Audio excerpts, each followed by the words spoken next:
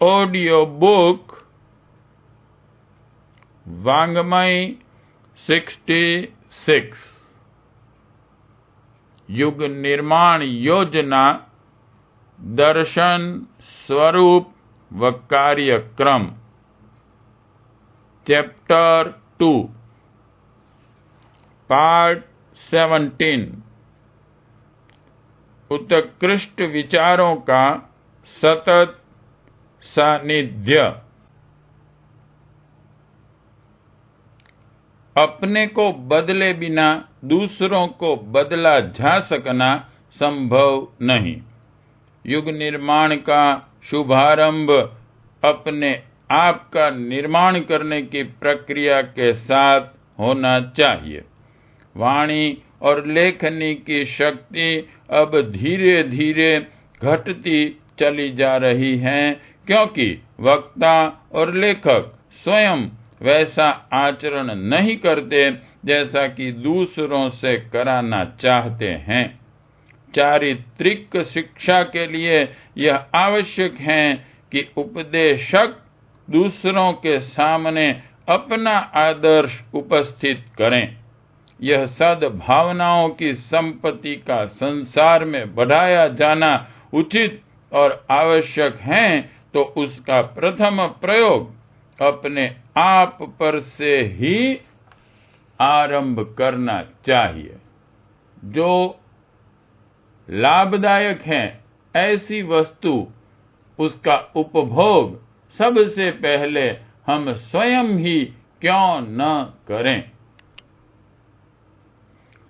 सद्विचारों की महत्ता का अनुभव तो हम करते हैं, पर उनकी दृढ़ता नहीं रह पाती।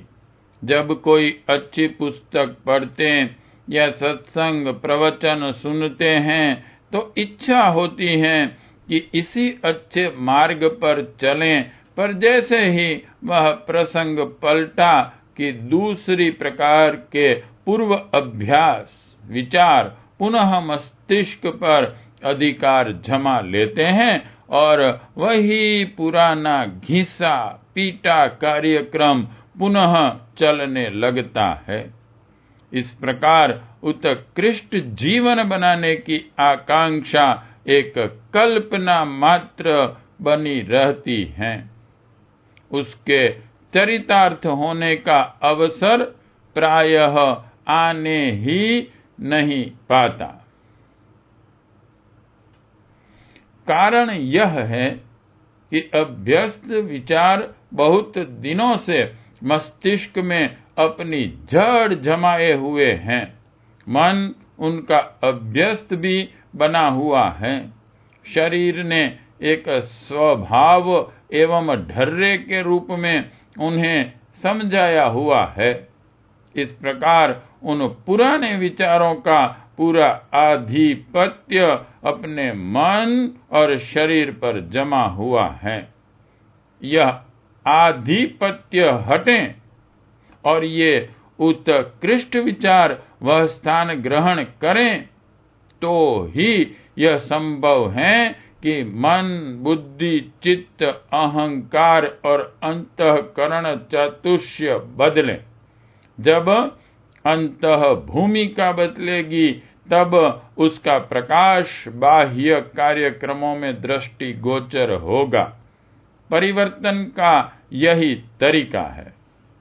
उच्च विचारों को बहुत थोड़ी देर तक हमारी मनोभूमि में स्थान मिलता है।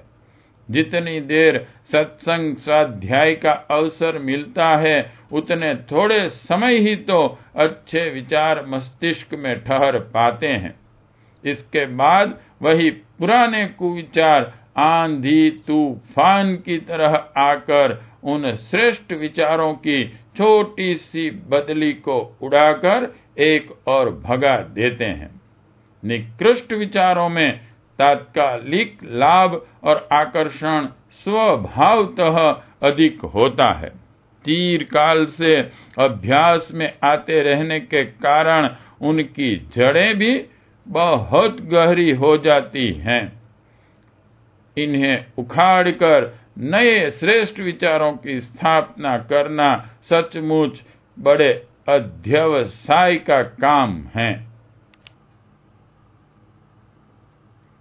किसी घने जंगल में कंटीली झाड़ियां सारी भूमि को घेरे रहती हैं, गहराई तक अपनी जड़ें जमाए रहती हैं। यदि उस जंगल को कृषि योग्य बनाना हो तो वह झाड़ जंखाड़ काटने की व्यवस्था करनी पड़ती है, फिर भूमि खोदकर जड़ें उखाड़नी पड़ती है, जोत कर खेत को एक समान करना पड़ता है, खाद और पानी की व्यवस्था जुटानी होती है।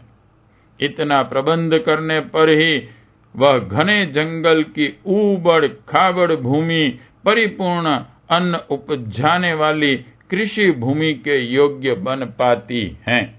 मनोभूमि को सत्कर्मों की, सद्भावनाओं की हरी भरी फसल उगाने योग्य बनाने के लिए ऐसा ही पुरुषार्थ किया जाना आवश्यक होता है। 10-5 मिनट कुछ पढ़ने, सुनने या सोचने चाहने से ही परिष्कृत मनोभूमि का बन जाना और उसके द्वारा सत्कर्मों का प्रवाह बहने लगना कठिन है। इसलिए क्रमबद्ध, योजनाबद्ध, दीर्घकालीन और सुस्थिर प्रयत्न करना होता है। फैलाया हुआ पानी नीचे की ओर आसानी से बिना प्रयत्न के बहने लगता है, पर यदि उसे ऊपर पहुंचाना हो तो इसके लिए कई उपकरण जुटाने की व्यवस्था की जाती है। बिना विशेष प्रयत्नों के पानी ऊपर नहीं चढ़ सकता है। इसी प्रकार स्वल्प सा मनोभूमि का परिवर्तन भी संभव नहीं और बिना आंतरिक परिवर्तन के बाह्य जीवन में श्रेष्ठता की स्थापना हो ही कैसे सकती है। विचारों की जितनी तीव्रता और निष्ठा के साथ जितनी अधिक देर मस्तिष्क में निवास करने का अवसर मिलता है, वैसे ही प्रभाव की मनोभूमि में प्रबलता होती चलती है। देर तक स्वार्थपूर्ण विचार मन में रहें और थोड़ी देर सद्विचारों के लिए अवसर मिले तो वह अधिक देर रहने वाला प्रभाव कम समय वाले प्रभाव को परास्त कर देगा। इसलिए उत्कृष्ट जीवन की वास्तविक आकांक्षा करने वाले के लिए एक ही मार्ग रह जाता है कि मन में अधिक समय तक अधिक प्रौढ़, अधिक प्रेरणाप्रद उत्कृष्ट कोटि के विचारों को स्थान मिले। जिसका बहुमत होता है उसकी जीत होती है। बहती गंगा में यदि थोड़ा मैला पानी पड़ जाए तो उसकी गंदगी प्रभावशाली न होगी, पर यदि गंदे नाले में थोड़ा गंगा जल डाला जाए तो उसे पवित्र न बनाया जा सकेगा। इसी प्रकार यदि मन में अधिक समय तक बुरे विचार भरे रहेंगे तो थोड़ी देर थोड़े से अच्छे विचारों को स्थान देने से भी कितना काम चलेगा। उचित यही है कि हमारा अधिकांश समय इस प्रकार बीते जिससे उच्च भावनाएं ही मनोभूमि में विचरण करती रहें। संसार में बुराई इसलिए फैली है कि लोगों के मन में बुरे विचारों का बाहुल्य रहता है। चोर, डाकू, जुआरी, व्यभिचारी, व्यसनी अपने विचारों के पक्के होते हैं। जो उन्हें ठीक जंच गया है उसी इच्छा की पूर्ति के लिए निरंतर प्रयत्न करते हैं। निष्ठा के अनुरूप काम करने से भावना स्तर में परिपक्वता आती है और उस परिपक्वता में दूसरों को प्रभावित करने की क्षमता भरी रहती है। शराबी अपने विचारों में पक्का होता है। बदनामी, धनहीनता और स्वास्थ्य नाश की परवाह न करके भी वह शराब पीता है। मन और कर्म की इस एकता से जो दृढ़ता उसमें रहती है, उसके फलस्वरूप कई अन्य कमजोर प्रकृति के मनुष्य भी उसके प्रभाव में आकर शराब पीना सीख जाते हैं। चरित्र शिक्षण की यही पद्धति सफल होती है। बुरे स्तर के व्यक्ति अपनी बुराइयों में तन्मय रहकर दूसरे अनेक को अपना साथी बनाते और बुराई सिखाते हैं। बुराई की ही भांति अच्छाई में भी अपनी शक्ति एवं विशेषता होती है, पर वह प्रभावशाली तभी बनती हैं जब मन, वचन और कर्म में एकता हो। यदि प्रौढ़ और परिपक्व आचरण के श्रेष्ठ व्यक्ति कभी प्रकाश में आते हैं तो उनसे भी अगणित लोग प्रेरणा प्राप्त करते हैं। गांधी जी का प्रभाव अभी पिछले ही दिनों हम लोगों ने आंखों से देखा है। उनकी प्रेरणा से अगणित व्यक्तियों की भावनाएं बदली और लाखों व्यक्तियों ने हंसते हंसते भारी बलिदान करने की जोखिम उठाई। अच्छाई इसलिए पनप नहीं पाती कि उसका शिक्षण करने वाले ऐसे लोग नहीं निकल पाते जो अपनी एक निष्ठा के द्वारा दूसरों की अंतरात्मा पर अपनी छाप छोड़ सकें। अपने अवगुणों को छिपाने के लिए या सस्ती प्रशंसा करने के लिए धर्म का आडंबर मात्र ओढ़ लेते हैं, पर उपदेश कुशल बहुत हैं, पर जो आदेशों को दैनिक जीवन में कार्यान्वित करें ऐसे लोग कम हैं। यही कारण है कि अच्छाई बढ़ नहीं पाती, फैल नहीं पाती। यदि सज्जनता पूर्ण सच्चे व्यक्तित्व प्रकाश में आने लगे तो उनके प्रभाव से अच्छाइयां भी तेजी से फैलें। बुराई का स्थान अच्छाई को मिल जाए और युग परिवर्तन की बात कुछ भी कठिन दिखाई न दें। उत्कृष्ट और प्रौढ़ विचारों को अधिकाधिक समय तक हमारे मस्तिष्क में स्थान मिलता रहे, ऐसा प्रबंध यदि कर लिया जाए तो कुछ ही दिनों में अपनी इच्छा, अभिलाषा और प्रवृत्ति उसी दिशा में ढल जाएगी और बाह्य जीवन में वह सात्विक परिवर्तन स्पष्ट दृष्टि गोचर होने लगेगा। विचारों की शक्ति महान है, उससे हमारा जीवन तो बदलता ही है, संसार का नक्शा भी बदल सकता है।